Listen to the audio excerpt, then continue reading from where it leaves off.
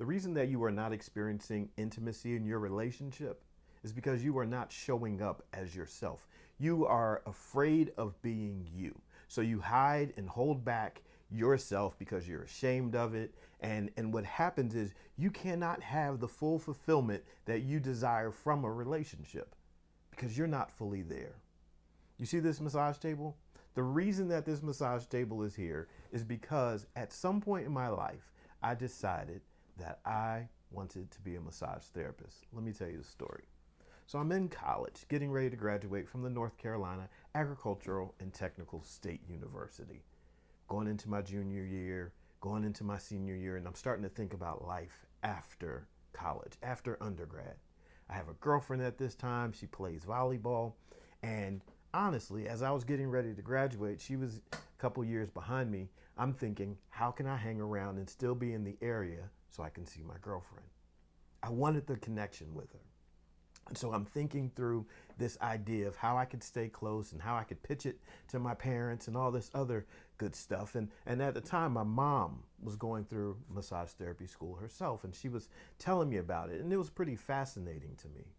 And so as I'm hearing about my mom's experience, I'm thinking, I would like to do that.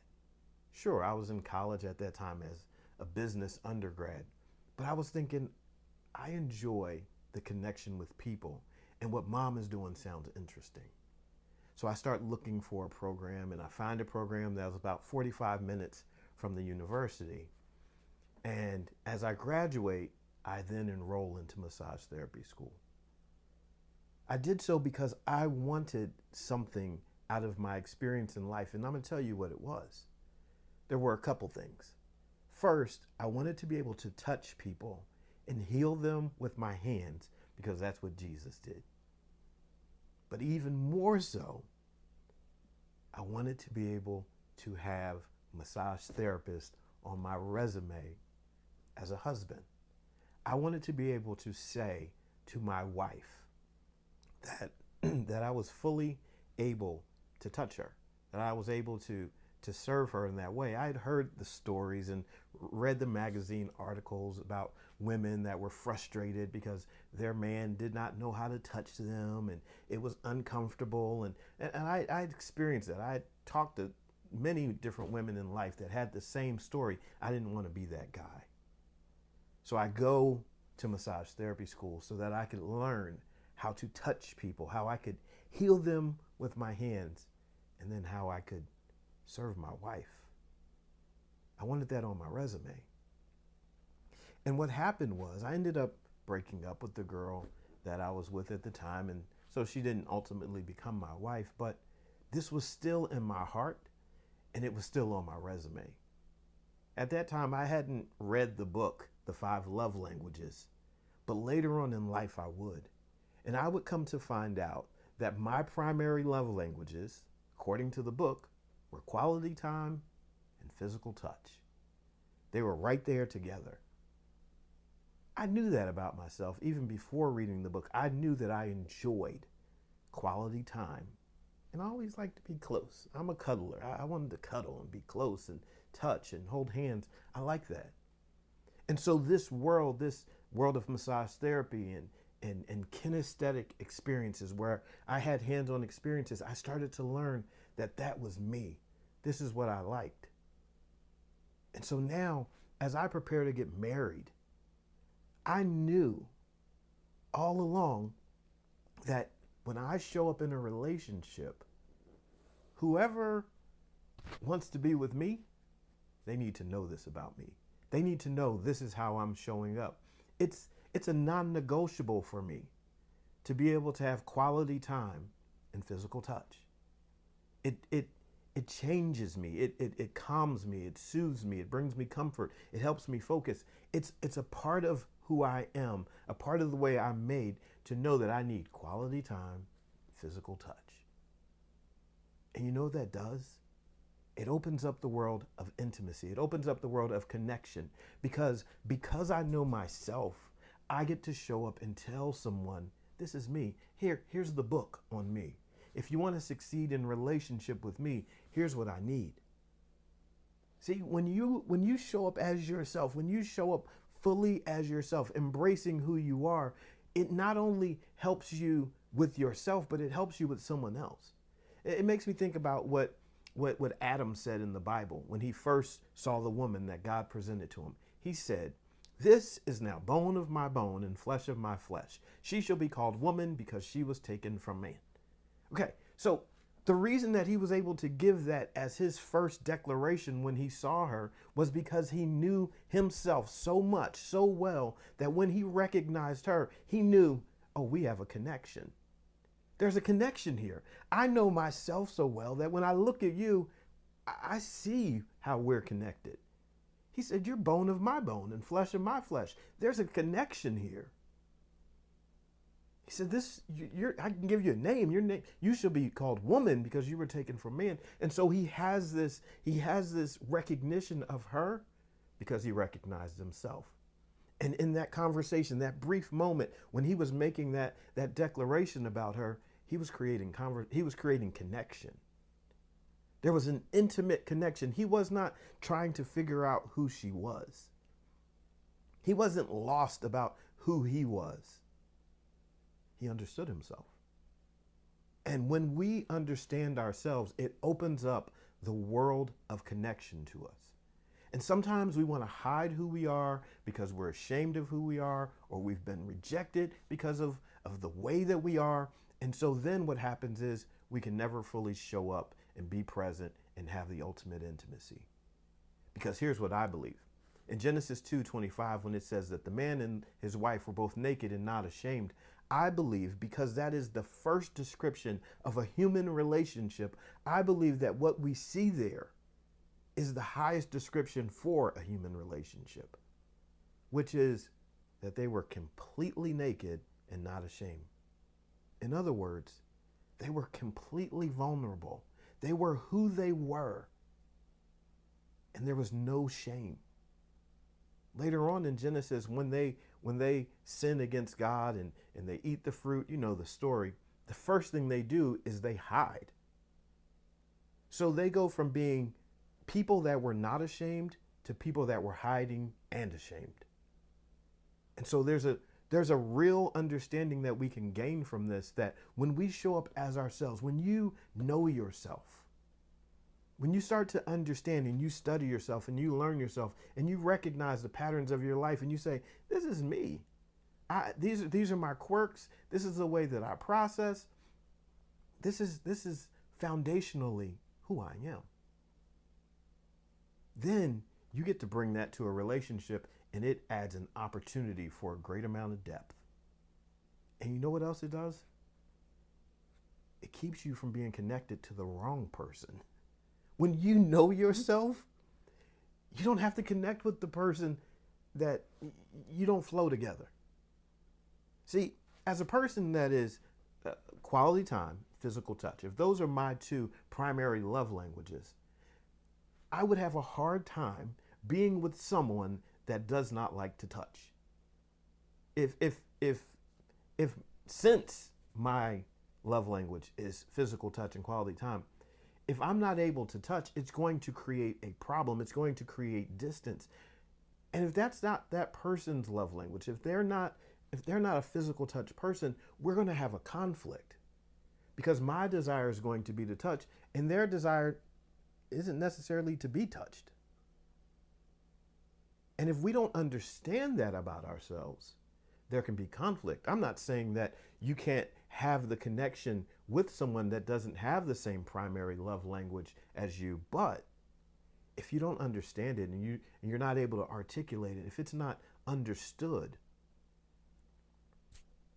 there will be conflict. So understanding yourself, learning yourself is very important. I can look back into school and in my days in school, growing up and being in school, and I wasn't the type of kid that would sit in class and sit there and just listen, right? I would listen because I knew better than to talk and misbehave, because I didn't want to get in trouble. I grew up in the era of spankings, and I wasn't trying to go home and get one because I was cutting up in class. No, I wasn't doing that. Instead, I was just distracted. I would sit there and I would draw, oftentimes just writing my signature or thinking about baseball or some other sport, oftentimes writing my signature, drawing. I would do that. I wasn't going to be disruptive, but I wasn't engaged and present. Except for in those classes where they let you do stuff. When I was able to put my hands on things and work with them and manipulate them with my hands and build stuff and do experiments, then I was engaged. I didn't understand back then that that was a part of my genius, a part of the way that I'm set up. I need to be able to have an experience. Experiences are what light me up. Experiences are what that sparks the curiosity in me and brings out the excitement. I like the thrill of adventure, whether it's riding horses or having a cow or raising chickens or going to massage therapy school or jumping off of a boat. I like to have adventure, experiences. And so when I started to learn this about myself, it opened up the world to me for connection. Because I know who I am. I know where I'm going to be happy. The question is, do you know yourself? Do you know where you thrive? Do you know what environments light you up on the inside and turn on the excitement of your life? Do you know yourself? Do you know which environments cause you to shut down? It's important that you would study yourself. I love what the Bible says when it says, study to show yourself approved, a workman that needeth not to be ashamed, rightly dividing the word of truth. Now, that principle of dividing the word of truth, it pertains to some Bible study and learning scripture, but the principle of studying to show yourself approved, worthy, means that you could use that anywhere. You can use it on your job, you can use it in your business, you can use it in your relationships with another person and with yourself. Studying yourself to know yourself so you don't end up in situations that cause you to be ashamed.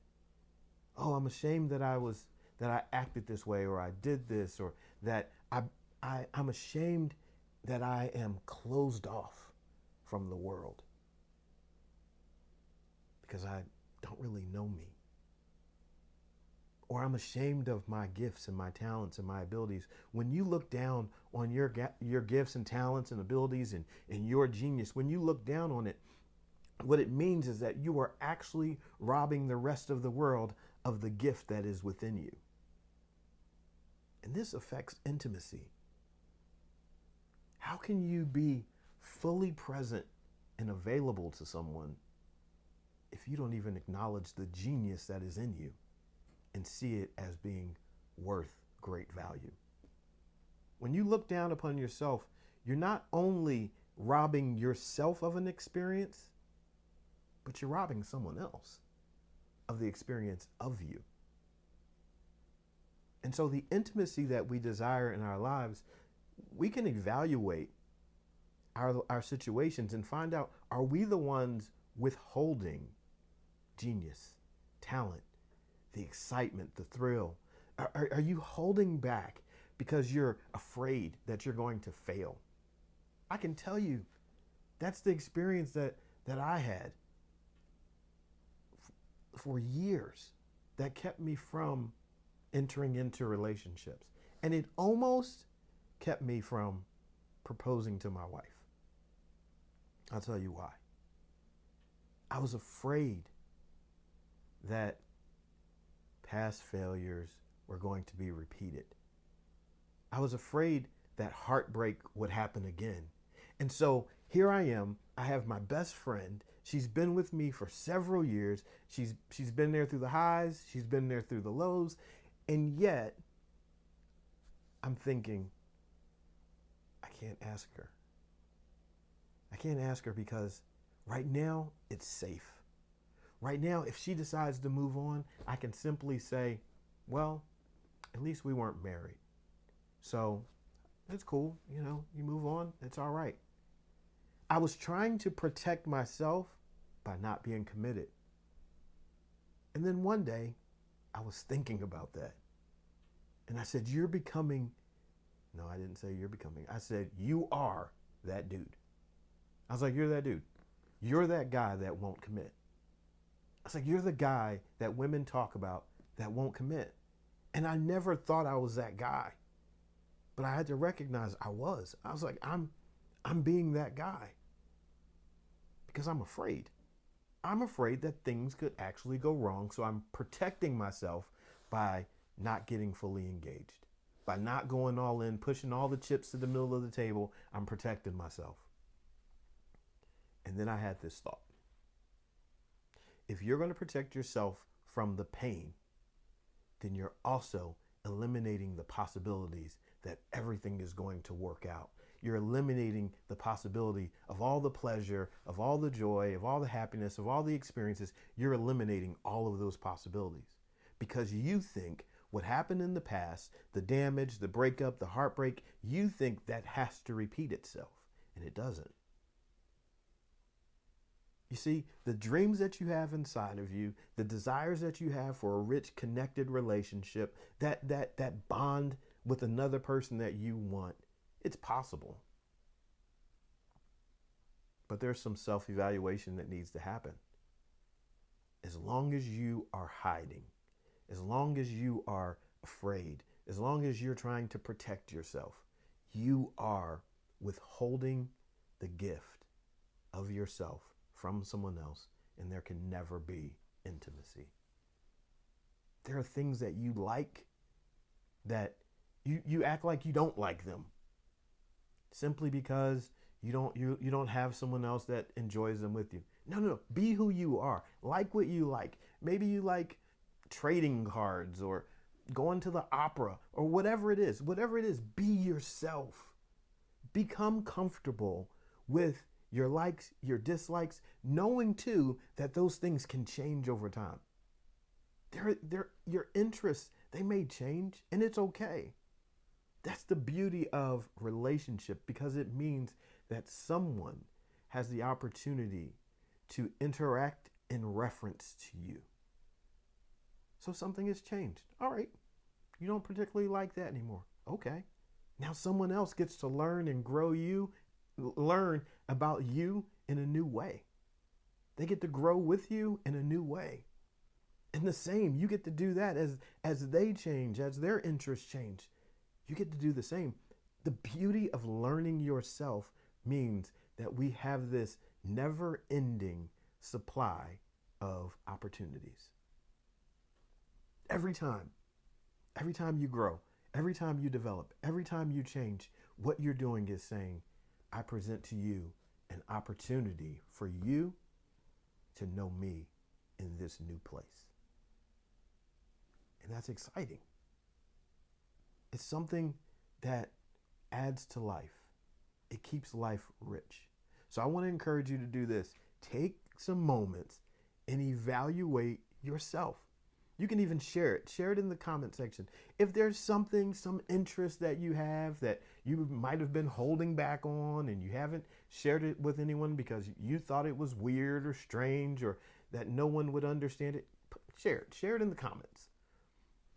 Go ahead and put it out there. Get it off your chest. Let it be known. Yep, I like pickles. Whatever it is. Share who you are with the world. Share your dreams with someone. Share your hopes. It'll make a world of difference for you. And the intimacy that you desire, you'll see, it will become available. So I hope you were encouraged by this. I hope that it sparks this interest in yourself, that you can then turn around and, since you've learned yourself, you can start to learn someone else and create that opportunity for intimacy. And you can watch that open, because intimacy is to be experienced. And when you learn yourself and that person's learning themselves, then guess what you get to do? You get to have experiences around what you've learned. Thanks so much for being here. I'm B.A. Sheppard, 2 P's, A-R-D. I appreciate you being here, and I'll see you next time.